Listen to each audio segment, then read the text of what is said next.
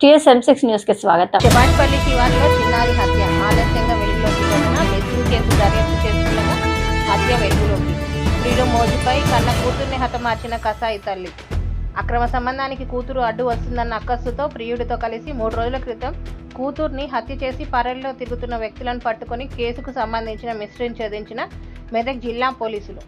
మెదక్ జిల్లా శివంపేట మండలంలోని శభాష్పల్లి గ్రామానికి చెందిన బంటురాజు కూతురు మమత మనవరాలు మనుశ్రీ కనిపించడం లేదని బంటురాజు ఇచ్చిన ఫిర్యాదుతో కేసు నమోదు చేసి దర్యాప్తు చేస్తున్న పోలీసులకు దర్యాప్తులో అనేక అనుమానాలు తలెత్తడంతో మమత గ్రామానికి చెందిన ఫయాజ్ అనే వ్యక్తితో అక్రమ సంబంధం కొనసాగిస్తుందని, ఆ నేపథ్యంలోనే మమత ఫయాజ్తో కలిసి 3 నెలల క్రితం చిన్నారిని హత్య చేసి గ్రామ పొలిమేరలో పాతిపెట్టిన విషయాన్ని పోలీసులు గుర్తించారు. నిందితులను ఆంధ్రప్రదేశ్లోని గుంటూరు ప్రాంతంలో అదుపులోకి తీసుకున్నట్లు తూప్రాన్ డీఎస్పీ నరేందర్ గౌడ్ వెల్లడించారు. శివంపేట మండలము శభాష్పల్లి గ్రామానికి చెందిన బంటురాజు అని చెప్పేసి గత మే నెలలో కూతురు మమత, ఆమె కూతురు అంటే మనవరాలు ఇద్దరు కూడా తనుశ్రీ అని చెప్పేసి ఇద్దరు కూడా మిస్సింగ్ అయినరు అని చెప్పేసి ఒక కంప్లైంట్ ఏంటంటే మాకు మిస్సింగ్ కంప్లైంట్ ఇవ్వడం జరిగింది.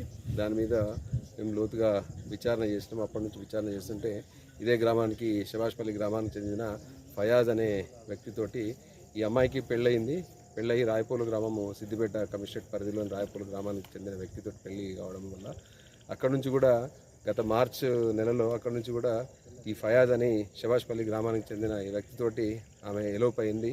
తర్వాత మళ్ళీ ట్రేస్ చేసిన తర్వాత ఉన్నారు. తర్వాత మళ్ళీ ఇక్కడ నుంచి మేలో ఎలోప్ అయినట్లు మాకు సమాచారం అందింది. వాళ్ళ కోసం మేము అంటే తీవ్రంగా ప్రయత్నాలు చేస్తున్నాము. గత 3 నెలల నుంచి SI Shivampet and CI Toopran ఆధ్వర్యంలో టీమ్స్ కూడా తిరుగుతున్నాయి.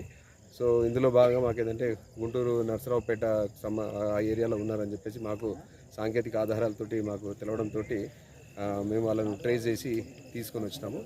కానీ వాళ్ళు ఇద్దరు ఫయాజ్ తర్వాత ఎవరైతే మమత ఇద్దరు ఉన్నారో పాప లేదు. పాప ఎక్కడ పోయింది, తర్వాత తనుశ్రీ అమ్మాయి 2 సంవత్సరాల పాప ఎటు పోయిందంటే వాళ్ళు పొందలేని సమాధానం చెప్పడం జరిగింది. అనుమానంతో ఇవాళ మేము చాలా సుదీర్ఘంగా వాళ్ళను ఇంటరాగేట్ చేయడం జరిగింది, విచారించడం జరిగింది.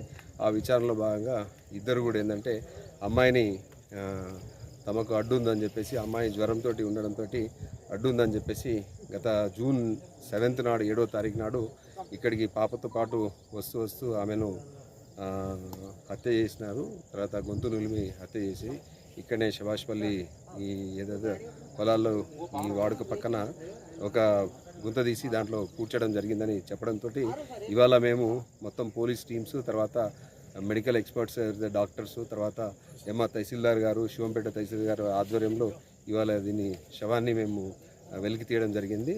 గత 3 నెలల నుంచి ఉండడం వల్ల, గత 2 నెలల నుంచి విపరీతంగా వర్షాలు పడడం వల్ల శవం పూర్తిగా కూలిపోయిన పరిస్థితిలో ఉంది.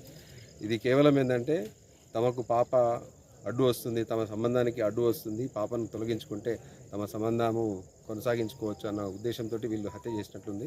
ఇంకా కూడా మేము దీంట్లో ఇంకా వీరికి ఇంకెవరైనా సహకారం చేసినారా, ఎటు పోయినారు, ఎక్కడ పోయినారు అని చెప్పి పూర్తి అంటే మేము దీంట్లో లోతైన విచారణ జరపడం జరుగుతుంది. సో ఈ కేసుని వెలికి తీయడంలో అంటే బాగా కృషి చేసిన శివంపేట ఎస్ఐ, తర్వాత తూప్రాన్ సిఐ గారు, వాళ్ళ టీంని కూడా మేము అభినందిస్తున్నాము. వీళ్ళను అంటే చట్టపరమైన చర్యలు తీసుకుంటాము అని మీ అందరి ముఖంగా చెబుతున్నాను. Thank you.